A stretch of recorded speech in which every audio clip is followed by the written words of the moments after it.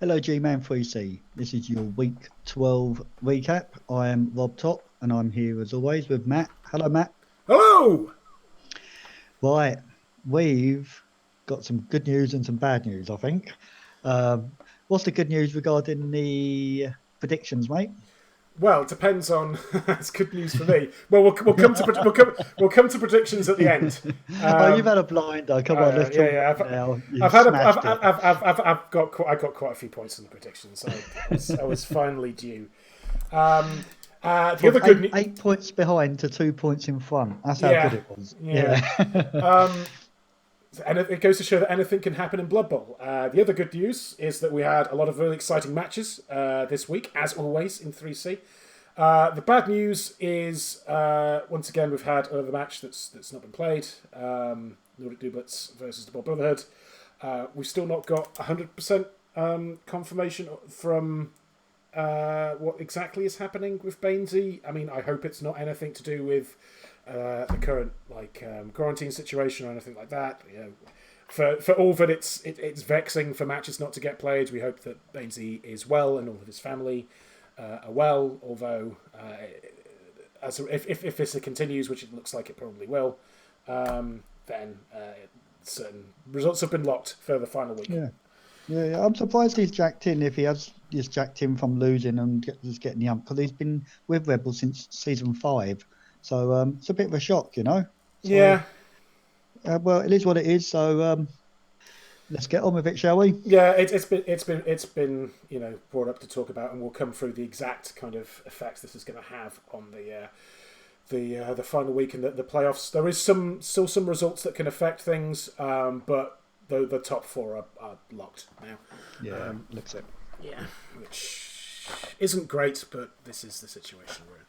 But enough of this bad news. I think we should have a discussion of what looks to have been a really good match, which is one you saw, which was the Mining Machine Return versus the Dazzle Rockstars. Yeah, was a good game. Mm. Yeah, Mining Machine 17-10 and Dazzle 17-20. So Yeah, the here we go. oh, here we go. Yeah, 17-20. So MMR get +1 fame, and straight away they KO'd 2 orcs. And this is a game of just how to control the pitch completely. So they've removed a couple of players, and just really impressed with just how he's just blocked in all the orcs. Um, Obviously knocked a few down on the way, and just it was just really really easy for him. And Oh, as down you'll I go. see. Down I go. Yeah, oh yeah. I forgot about that. Yeah, it just was really, really easy for him. He just proper cruised his first half. Um, the claws are just brutal against the orcs. You know, as one of the things with orcs, they may start off with some good skills, but they don't have that claw access. So when they start getting to higher TV and you're facing claw, I think they're at quite a bit of a disadvantage. Mm. I think he could have done better here. He had lots of men, a spare, and I think he could have caged up better. I didn't examine it super well, but to me, it just seems a bit of a weak uh, ball there, you know. And as you see, he does get based after this pal, and it just seems to be a little Let's bit protect harder than it should have been. protected the blitz at least. You know, your ball carrier is not able to be attacked, so I suppose that is something. But I do. Oh, I do love a block with the ball carrier. Well, don't know. We're on turn 6 now, and he's getting knocked down. Oh no, he's Mm. got dodge. Sorry. Well, I like the So yeah, hobgoblin. I want one of it's those. just it's just being a bit tough. And as you'll see in a minute, it's now he's based again, and not much you can do about it apart from blocking with the ball carrier gun. Maybe I've got the clips wrong way around here. I'm not sure. Don't think I have. No, no, it's a turn 7, so all good. Maybe it just happened 2 turns in a row. Mm. So yeah, look, he's leaving himself a lot to do. I'll count the squares here: 2, 3, 4, 5, 6, 7, 8. He is movement 7, so just one go for it. And if he gets pushed back on the next turn, then that's 2 go for it to score, Mm. which he does. So No rerolls. Can he do it?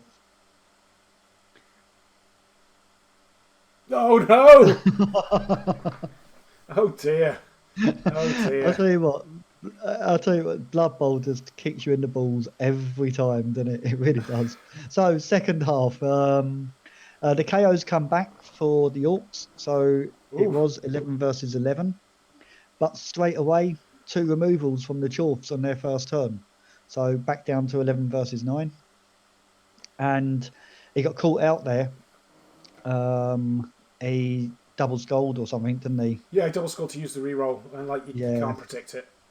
yeah, and that was just the end of him. I'm afraid it was just real poor timing, using somebody without block and getting the 1 in 81. Just it happens. Um, Dreamify, maybe he can save the day, Nope. but next turn he just gets a little bit pushed out of the way. I think, if I'm rightly. Oh, wasn't it? Was it Dreamify that made the? Dreamify's the goblin, isn't he? No, So but I the mean in the goblin finals man. this year, didn't Oh, doesn't do. Dreamify was the orc Yeah, it finalist. doesn't do Yeah, well against Chaos Dwarfs. It yeah. seems. No, yeah. But yeah, so yeah, as you see, it's just all sharp shop now. Turn 14, nothing you can do about it.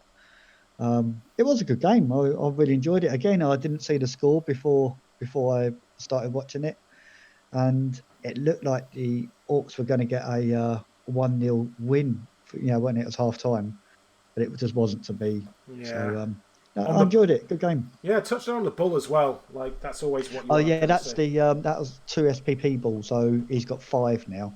So just one more for a To well, tempting for the vanity pass, but Agile 2 doesn't yeah, make that very easy, does it? So yeah, level ups. Anything interesting to tell us? It looks like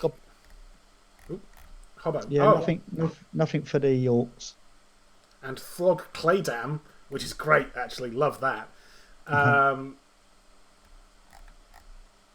moving up, 2 moving up Oh, hobgoblins. I do like that.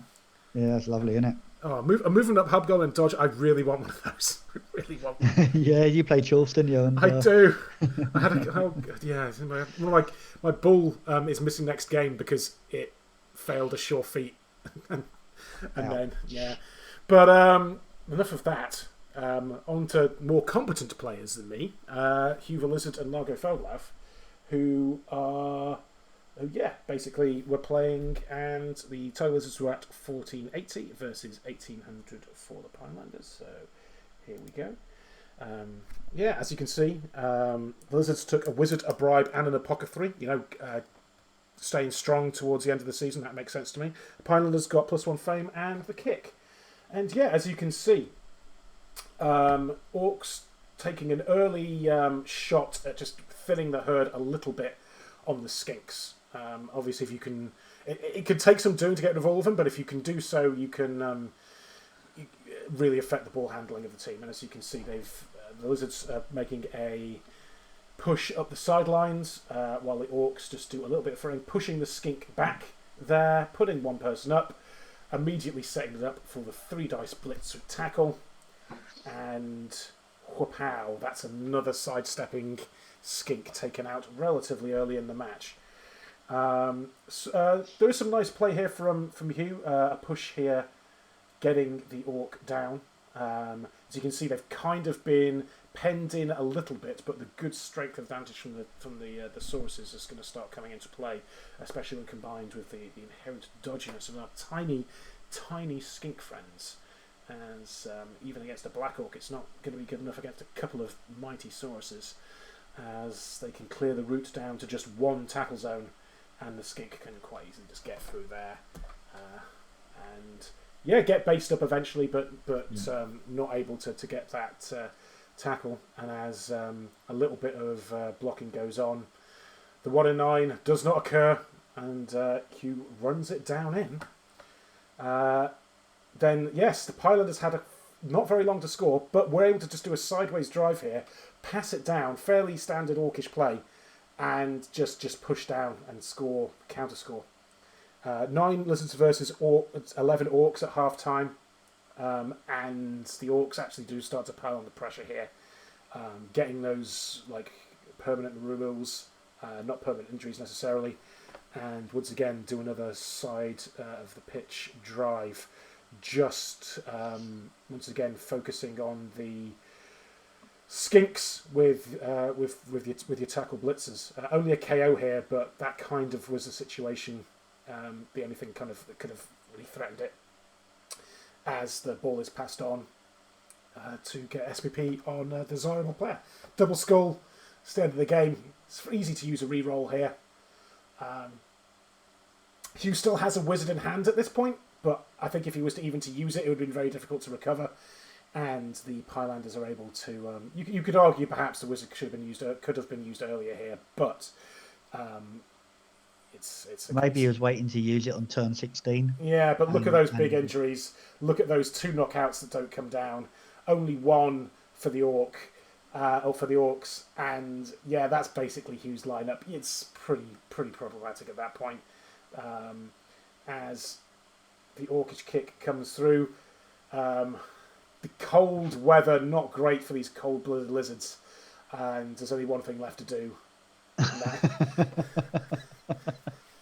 And yeah, yeah, why not at that point? It's unfortunate. Just the early removals, the early targeting of those skinks. Just it can be tricky if you don't. If you go for that kind of strat, if it doesn't pay off, you can be out of position. But if you just got those early removals with that, just almost like a dedicated skink killer. Mighty blow and tackle is just good against skinks. As you know, I like the agility game. I struggle with the bash game. And there is a knack to playing a bash team, without a doubt. I've tried it, and I just can't get the grips with it. So, hats off to you guys that can master it, because it's harder than it looks. Yeah, it's what's the way it was described? Like it's more difficult to have skill expression, or more obvious skill expression for a bash team, as opposed to like these agility 4 like passes and things like that. But it like the fundamentals need to be really good, and this was, a clinic of bashing, really just targeting and taking them down.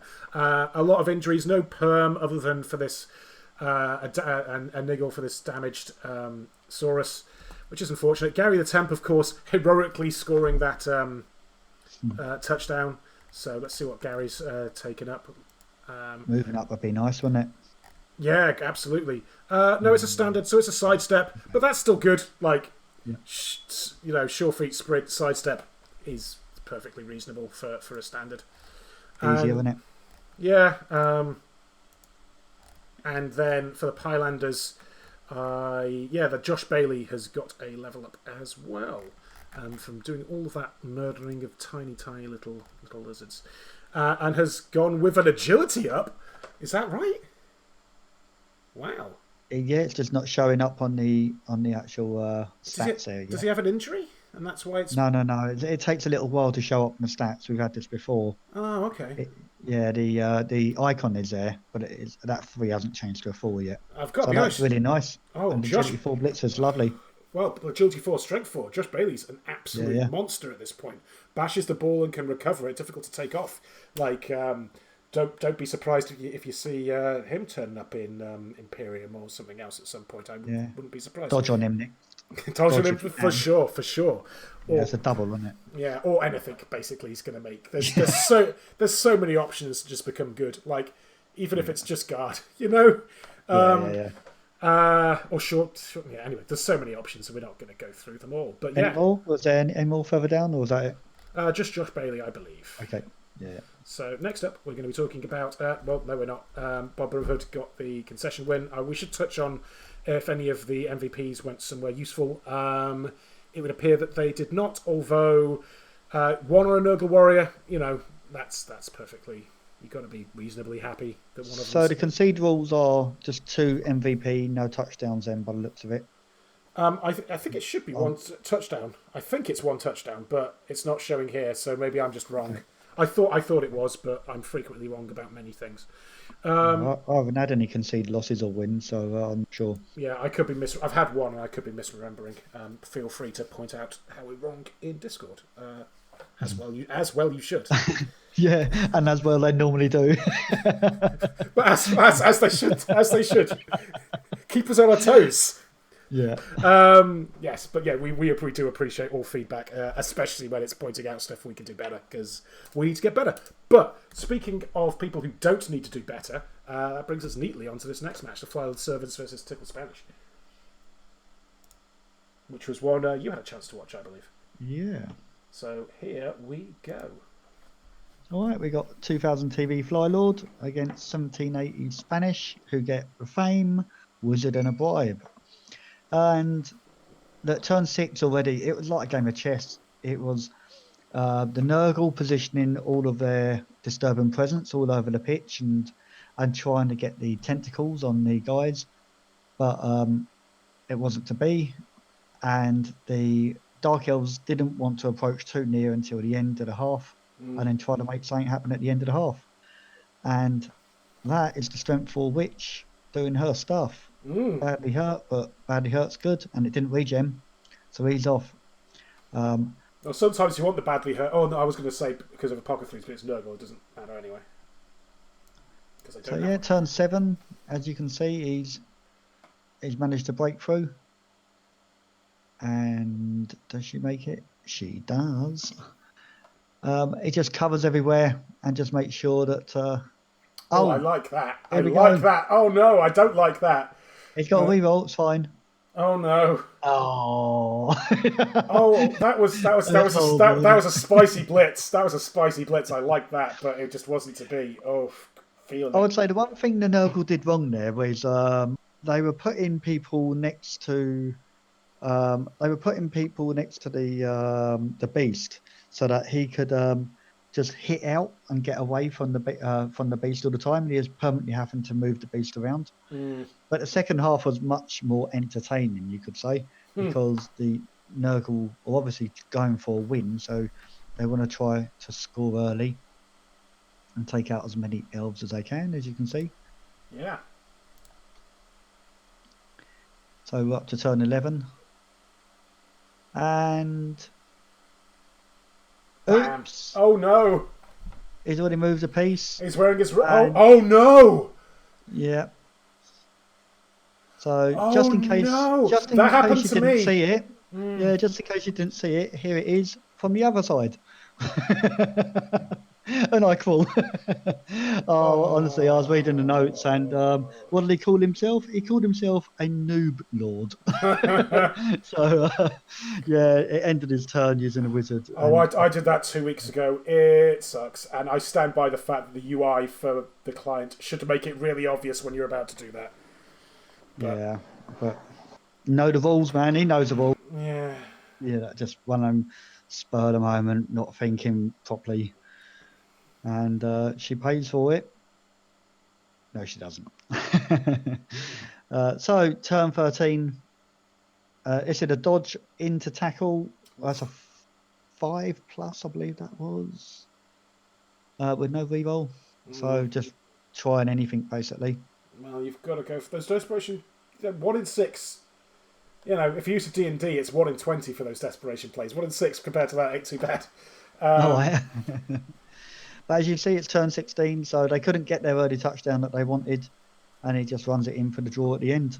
Fair enough. Which was what he needed, considering the other things that's happening in the league. Well, yeah, it's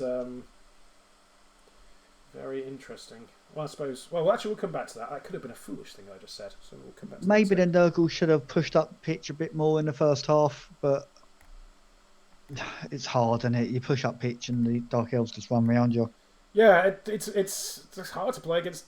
Like, Dark Elves are a good team, and they are considerably faster than you in this particular matchup. Any interesting level ups? What did we get? We got none of my notes, so maybe there weren't any. Number 12. No. Number 12. Coronavirus, first level. Okay. That is moved up and has gone with Sure Hands. Very good. Okay. Not typically Spanish, but there you go. On everyone's minds, it seems. Clawtamore Rams next up versus Rebels Supremacy. This is a match that I had a chance to watch, and Yes. We were in a situation where it was actually pretty equal. 1770 for the Rams was 1810 for the Supremacy, but the Rams actually took some babes, spending a tiny bit of extra cash themselves. Well, the Rams really needed to win this, didn't they? Mm.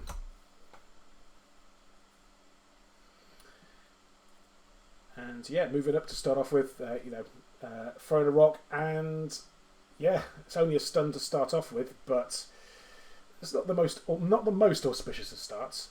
As the Chaos were kind of pushing the flank, the Elves, before blitzing, actually went in for this big foul, and did they have a bribe? Did you say? No, they didn't have a bribe. No, it was only. Yeah, there we go. And it's so good. Apparently, I put it in here twice, which means I made a mistake when I was doing it. But it's an action replay, as Titan is sent off there prior to the blitz, and this gives a little bit of options for this kind of flank push. Were some blitzing to happen, and as you can see, straight into this blitz free of the lone Dark Elf here, and a KO is very useful, and just really kind of frees up that central slot as the rest of the ball carrying kind of cage can just quite easily get it through there, as you can see, like that. Dark Elves, not one to be too put aside though, as we do have some very skilled players in terms of stat ups, especially like Agility 5, as we can see. Boom, going into 3 tackle zones. Boom, hits the blitz. Jesus. Strip ball wasn't needed. But the ball is free and a pretty good scatter. But who's going to pick it up? That might not have been an Agility 5 guy. Oh, it would have been. Yeah. We have another Agility 5 guy, Hurricane here, moving down, picking up the ball, going for the throw. Oh, it's a 1. But it's all right. You've got the replay. You've got the replay. No, it's going to be a 1, and it is. Yep, yeah. It's a 1. Oh, that is rough. Boing. Honestly. Back here. But it's okay. You've still got a number of different players on the pitch. You can maybe do some counterplay, thinking about it if you're the Dark Elves. But a quick jump up hit. Well, okay. It's not too bad. It's an early. Oh wait, straight into a jump up death before dealing with the ball. And yeah, from here there's just a little bit of clearance that can be done. All these elves that were kind of around the ball are just very easily. That POW there is very useful. But they can just kind of clear house here from around the ball. Still only turn 5, so perhaps if some of these had been POWs it might have been slightly different, but just pushing up here. It's a very disciplined approch to this, because you've got to be thinking there's a temptation to come and score, because there is quite a lot of threats around here. But instead, the Wild Admiral fails, but we do get the opportunity to just nip up. You're low, you're standing up, so you've not got that much movement. But let's just pick here and get back into a cage that can then slowly move forward. Going for the reroll here, the reroll of the 3 dice. Statistically, you're probably going to see a POW on 6 dice. And just getting that knockdown. KO. Hey, it's the end of it. Let's see. Stays a KO. Could have gone to a stunned. But yeah. With those things out of the way, we can just run it home to go 1-0 up. We move quickly into the second half as the Elves are making a push down the flank. Slightly unprotected here. Hoping skills would protect, but alas, they did not against that POW. Ball does go free, and unfortunately, not really able to capitalise it, but a handy bounce. If that had bounced somewhere else, it could have been a lot worse. As they were able to recover it, the Elves were able to kind of move around. We have a lot of back and forth here. Take the ball, pick up the ball, take the ball, pick up the ball. And everyone has a go at trying to catch this one, basically. But alas, it is allowed to land before one of these elves picks it up and has a bit of a think before heading straight down towards a touchdown line. And using the dodge already. Oof, going for the blitz, using the re-roll up immediately. Does get down. Only the push, though. There's not very much you can do about it because of that earlier re-roll loose. Which is not a great situation to be in. And they were able to get free. Once again, though, another curl around the outside behind... Yeah, there you go. Past Matt. Move that out of the way. None of them were good enough to take down a blodger, though, unfortunately, from a skillless beastman. But they are, pretty locked in at this point. Well, not locked in, but they're blocked off. It's about... Sometimes all you can do is put tackle zones, and that's what was done. Able to get the 2 dice and just dodging away for the equaliser towards the end of the turn. Like a really good classic stall from an elf team, which is very interesting to see. In terms of level ups, from the Clawtamore Rams, we did not have anyone. Also, no Permy, no kind of anything worse than a badly hurt. Obviously, we had 2 missing next games. One from one-liner, don't care. A rookie catcher who got the MVP. You hate to see it. And a missing next game for Electro, who was the blood step lineman, which is a bit more painful moving forward. But no level ups to speak of at this point. So next up, we're into Shock and Gore versus Dota, which is a match that you had a chance to watch. So here we go. Yeah, Shock and Gore 1740 and Dota 1670. They took babes with them. As you can see, the kick goes right over in the corner there. Makes life a little bit difficult. And he won a 9s when he picks it up. No. So it starts getting thrown all over the place. Gruff but it's safe. It's not too bad.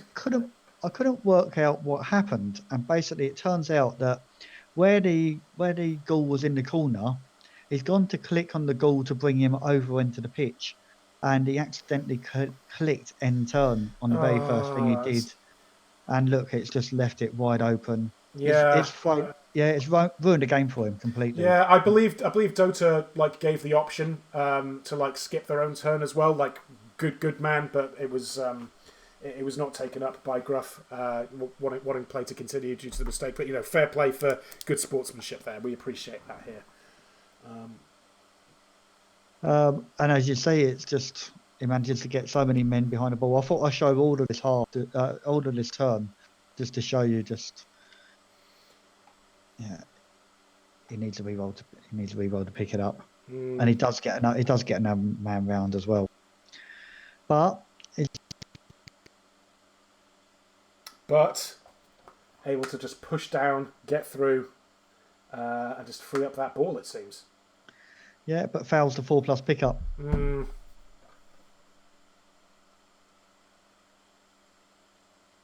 the catch. It just wasn't meant to be, I don't think. And as we know, he's given his team up this season and moving on to a different side. Has he decided what he's going to take here, or? I'm not sure. I think he's still debating it. Fair enough. It's a real shame because I think Gruff's played well. It's just there's been a lot of unfortunate things. And putting the SPP on the player that you wanted there is good, especially at this point in the division. I think that's a new player. I don't remember his name anywhere. Yeah. So we've already seen one goal bite the dust. Well, I say bite the dust, just injured. Boom. Juggernaut he's got. That guy had wrestle. And I don't use Juggernaut skill that much. So he's blitzed the guy with Juggernaut and block, and the guy he was hitting had wrestle, and he knocks him down as if just like normal. Yeah, I didn't realise that at all. It does, yeah. Yeah, also later in the game, it negates fend and it negates stand firm. I didn't realise how good Juggernaut was, actually. It was something that I'm definitely going to be putting on my killers in future. Yeah, it's pretty useful for, on big guys. On big guy blitzers, it can be quite useful as well, because obviously it's a strength skill if you don't get that block. If you have a big guy blitzer, obviously there's a lot of contention about that as a concept. I think that's why I've never really used it, because normally you take Juggernaut because you can't get block on the big guys. So yeah, it's Juggernaut's a really good skill that has passed me by. Corpse Splitter is injured. His AV6. Yeah, badly hurt. Yeah. Yeah, Although I must say, I do love White's with piling on. They're channeling their inner Jeff Hardy for that swanton dive, and brilliant, isn't it? yeah, He's wicked that White as well. He's such a good player. He takes out so many players. So just run it in. just No run it problem. in. Oh no! Oh, this was turn 8. Oh, he survived. He's got a reroll. reroll. He's got. Oh no! Oh, this game sucks, doesn't it? It really does. If he got that, it would have been a draw. Oh. Yeah, that for half time. Yeah. So it's their drive. Arsik Fong just passing it down. Just here we go. You're just going down, just doing our sick thong things. Just seems like he just had a little bit of. Oh, the man who had ass. Well, he also had the ball. Yeah. So turn 14. There's just no way that he's going to be losing this now. So another pylon, another removal. AST is injured. What's happening? I think that was a badly hurt. Yeah. Yeah. And just right at the end here, uses the reroll, so he doesn't need to dodge, even though he didn't have tackle anyway. That guy. I think it's the odds are in favour for the because you've got the reroll. Did you have? Yeah. So you might as well. Yeah. But yeah. Oh, once again, Gruff is. Oh. It's always. I would say he got nuffled, but he kind of got gruffled. It happens so much. Gruffled. But no, fair play. It looks like you did what you. It looks like you did what you needed for a draw, but unfortunately, with dice were just against you. That's very unfortunate. So Tomb Flayer, he's the ghoul. He's already got block. Mm-hmm. So, I don't know, sure hands or I don't know what. Yeah, it could be for the memes at this point. Sure hands. Yeah, no, you're good call. Yeah. Okay, and on the other team, can't read my own writing. Oh, Bean. Bean. Yeah. Yes. First skill.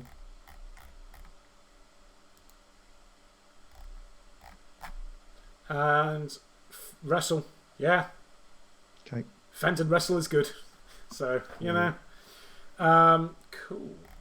Next up, we have the last match we're discussing, which is Blood Horse versus Granny's Chosen, which I had a chance to watch. And unsurprisingly enough, I know it sounds like we're like blowing smoke all the time, but this was also a really good match. It makes it a lot easier, I'll tell you this, to do the replays when they're all good matches. And yeah, so this was 1880 for Blood Horse versus 1650 for Granny. Granny is chosen taking a wizard, a bribe, and they had the kick. And there was actually no fame involved in this match at all. So very even, potentially, in terms of the kickoff events. As the kick goes long, bit of kickoff return, just having a single hog on back.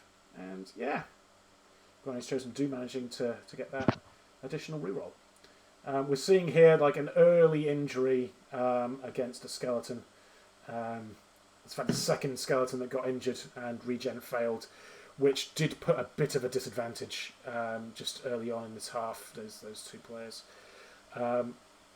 pushing this Tomb Guardian back, just getting a little bit of a speculative block there, as eventually they were able to take advantage of their numbers and just do a sidelines kind of slow push moving forward. This mummy here is taking a little bit of advantage of an exposed ball on the side here, while the idea, I'm sure, is to pick up the ball and move to a position. But unfortunately, that 1 in 9 failure puts it... Once again, it's a handy scatter, but... That was snakes. No one picks up the ball on snakes. No, they were able to get a bull centaur through, which caused... They were able to like bring some players back to deal with it, but when your player's down and you've got to kind of bring players back to deal with like a threat like that, it's just additional things to worry about. As we are able to push through on the sidelines, as the Chaos Dwarves get that block on the mummy, and it's an AV break. That unfortunately another regen failure. This is a real story of the match in terms of bad regens, as we have been able to get a skeleton down here just off, who's been standing down here for a while, to be able to protect against the bull centaur. They are able to get down and score eventually, equalising it pretty close to the end, giving the Chaos Dwarfs 2 turns to score. We're finding them here on, the turn 16s for both. As you can see, there's been a little bit of progression through, and the Chaos Dwarfs have got a Hobgoblin just on the halfway line. And let's just see how the rest of their half plays out. Early block, just to see what happens. Moving through to get this assist on the Tomb Guardian. He said it wasn't an assist. Yeah, as the Chaos Dwarf Bull Centaur gets the goat. Gets the POW. The goat, yeah, gets the POW, freeing up. Would have been a KO potentially, and no re-rolls, but it lands it. A very spectacular. You can see the injuries there that have been racking up on the Khemri. A 2-turn score for Chaos Dwarves is pretty good. So yeah. You did well to get that one through. It is, it's nice to see. And yeah, in terms of the result we came through on 2-1 in terms of level ups. Morning Burial and Non Hosono getting a lot of casualties there. As you'd expect, perhaps, from Non-Hosono. I think I can predict what we might be seeing from them. And we'll see for the others as well. Getting 2 level ups on blockers is always great. It can be tricky to do it sometimes. Non-Hosono, unsurprisingly enough, going for Piling On and Guard for Morning Burial. Mighty Blow Block Guard. Excellent. It's a good progression for Chaos Dwarf blockers that haven't rolled doubles, or, as many people tell me and my team, a good progression to have even if you do roll doubles, because apparently I have too much claw. But it's not about me, it is about this other team that has been playing, which is Granny's Chosen. They got a level up on Omar's Blumenvase, the Blitzerer, who got the MVP, just enough to take them up into 7 points. Mighty Blow all day long, I think. Well, we'll see. It is indeed Omar Blumenvase was indeed Mighty Blow. You are much smarter than me when it comes to this kind of things. Guard was a good shout as well, but yeah, Blitzvars you want Mighty Blow in them, I think. Fair enough. And so that's all the matches. Been able to get through a little bit quicker. There was one less, I suppose. We're going to take a look at the leaderboard now. Apologies, I messed up. Should have done it early in the day. Only was able to catch it after the match had happened between Juvie and Gruff. So spoilers, we won't go too much into details, but Juvasak has managed to get up into the second position for the time being. The rest of the match is still to play. Ant-Man, we also know, is going to be getting almost certainly a concession win here, taking him up to 24 points, meaning that Manoleth cannot get into the Challenger Cup or the playoffs cut off, as we discussed before. The potential... I was going to say, maybe Ant-Man would have won the game against the Norse. Yeah, certainly, form would indicate that was a decent chance of happening, but you never know, and it would have been nice to have that extra bit of just excitement happening in the end, but it is what it is. So battle for the top next week.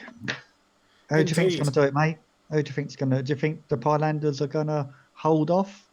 Well, Hud would need to win, and then the Arcane kind of tiebreak situation, which I still don't understand, would have to come out in their favour. And assuming that Largo Fellow would get a second loss, which... I guess that's an excellent segue. Tiebreaker is net touchdowns and then highest most touchdowns after that. Is that the reason I know this is because it's happening in my league, and I am Division 4B, and I've got a bye week this week, so I know what I'm finishing on, and I need the Dark Elves to lose to the bottom team, which ain't going to happen. And in the other game, I need it to be a draw to get through to the Challengers Cup. So I'm watching it live tomorrow night. Very good. Yeah. But yes, I would. Well, I guess this is a good segue. And once again, well, we'll go through this again more next season. But congratulations to everyone. It's been a really great season. And yeah, And we've watched every game so far. We've got 1 week to go, and we can pat ourselves on the back if we get to see every single game, I think.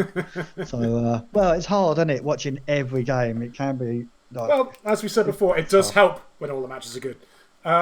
So, speaking of like what we think is going to happen next week, that's an excellent segue into what we alluded to before, which is the predictions. You might know some red lines here. We've made the call to not count the weeks that the Nooblets kind of haven't been playing. This one here on week 11 was potentially marginal because we didn't really know what was happening at that point.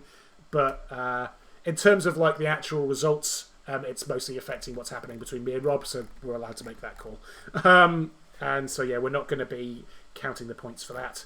As Rob pointed out, the 51 versus 49. In terms of excitement, well, that's an exciting that it could be happening. Who has to drink horribly huge amounts of tequila? I thought it was going to be me. I bought myself a big bottle of spiced tequila with a little hat on top of it. In preparation, I was so convinced. But Did you buy the gold one, or did you buy the red one? I can't remember. It was not a brand I necessarily recognised. Okay. So, all right. but yeah, we I'm had. gonna buy myself some tequila this week, mate, because of... Indeed. Well, do so while you're in the middle of shopping for some things that are absolutely essential. But if you happen to be out, well, then you happen to be out. But don't take any risks. No one take any risks for even bits of fun. But yeah, sorry, you just cut out for a second there, Rob. Do you want to say that again? I do drink Jägermeister, so I might have to. You might have some Jägermeister there too. Yeah, we can. It's the shot taking that matters. I think that's the key point. Yeah. We've got some things to do.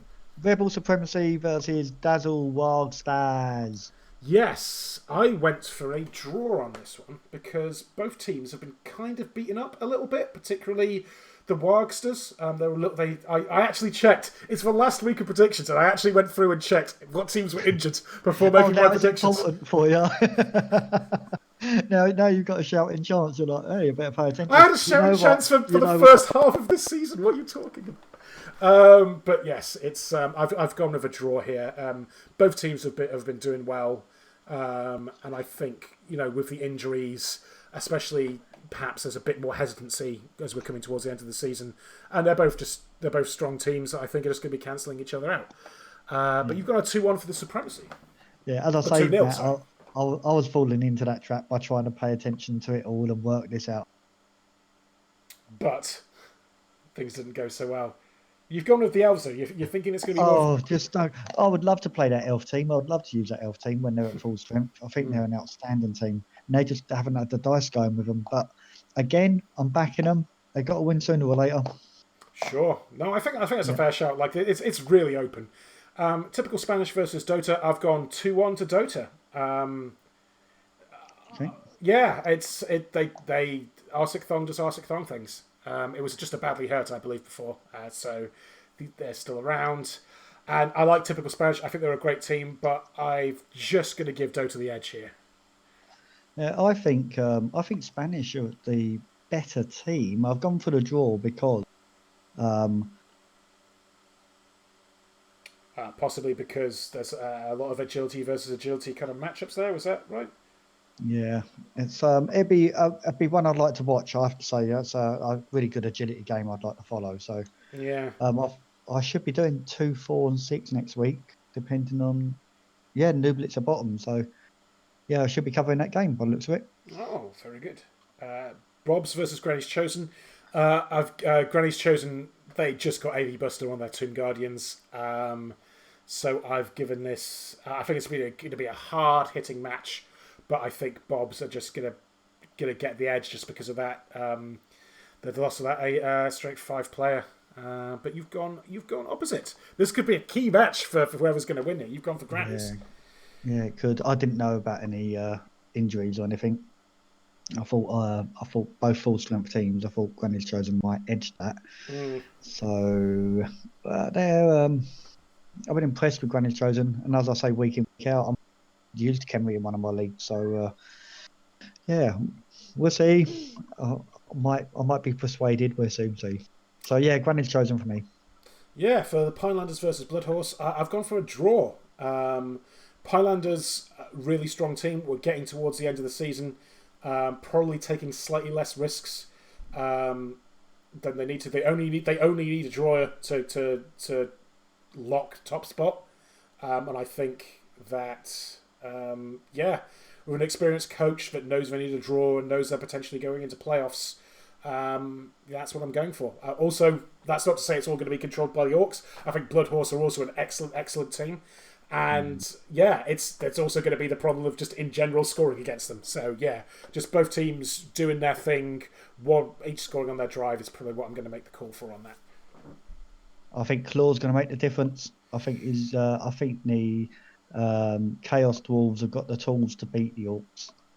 Just in general, not particularly with these two teams. I would prefer to be Chaos Dwarf than Orcs myself. So yeah, that's why I'm just edging it to the Bloodhorse. So it might be that's a really tough game to finish the season with for Yeah, the as well. Highlanders. Oh, yeah, Yeah, that's grim. yeah. Hadn't considered that in terms of like the meta playoff strategy. The next match, we did make our predictions before we saw the results.